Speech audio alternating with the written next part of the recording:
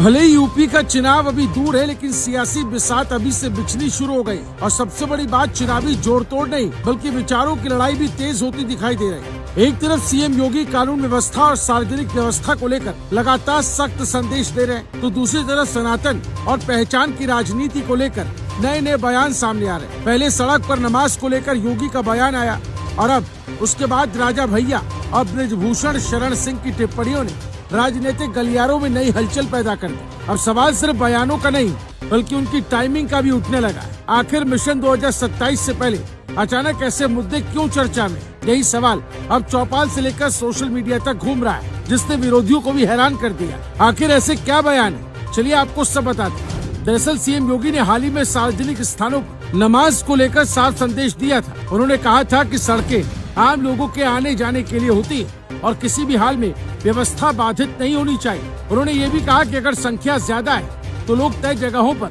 या अलग अलग व्यवस्था बनाकर धार्मिक कार्य करें। योगी ने साफ संकेत दिया कि कानून सभी के लिए बराबर है और किसी को भी अराजकता फैलाने की इजाजत नहीं दी जाएगी। योगी के इस बयान के बाद प्रदेश की राजनीति में काफी बहस शुरू हुई और अलग अलग प्रतिक्रियाएं सामने आने लगी। इसी बीच प्रतापगढ़ में आयोजित एक धार्मिक कार्यक्रम में राजा भैया का बयान सामने आया, जिसने बहस को और तेज कर दिया।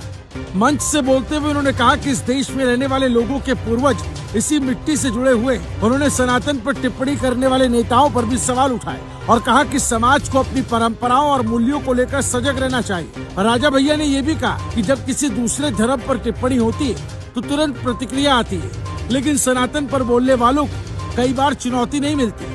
उनके इस बयान के बाद सोशल मीडिया पर जबरदस्त चर्चा हो गई। उधर ब्रजभूषण शरण सिंह ने भी इस बहस में अपनी प्रतिक्रिया देकर सियासी पारे को और बढ़ा दिया। उन्होंने कहा कि सनातन को हर दौर में चुनौतियां मिली, लेकिन ये विचार हमेशा मजबूत रहा।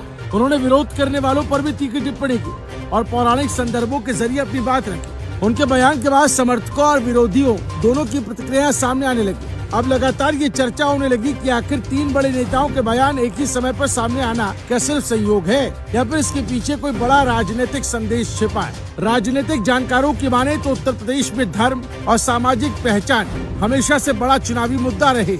जब चुनाव नजदीक आते हैं तो ऐसे विषय और ज्यादा चर्चा में आ जाते हैं। कुछ लोग इसे वैचारिक बहस बता रहे हैं तो कुछ इसे राजनीतिक रणनीति से जोड़कर देख रहे हैं। विपक्षी दल भी इन बयानों पर लगातार नजर बनाए हुए हैं और अपनी प्रतिक्रिया दे रहे हैं। यानी आने वाले समय में ये मुद्दा और बड़ा रूप ले सकता है। अब देखा जाए तो उत्तर प्रदेश की राजनीति में बयान अब सिर्फ बयान नहीं रह गए। पहले योगी ने कानून और व्यवस्था पर अपना रुख साफ किया, फिर राजा भैया ने सनातन को लेकर अपनी बात रखी और उसके बाद ब्रजभूषण भी खुलकर मैदान में उतर आए। अब लोगों की नजर इस बात पर है आने वाले दिनों में ये चर्चा किस दिशा में जाती है, क्योंकि यूपी में कई बार चुनावी शोर शुरू होने से पहले बयानों की आवाज ही सबसे ज्यादा सुनाई देती है।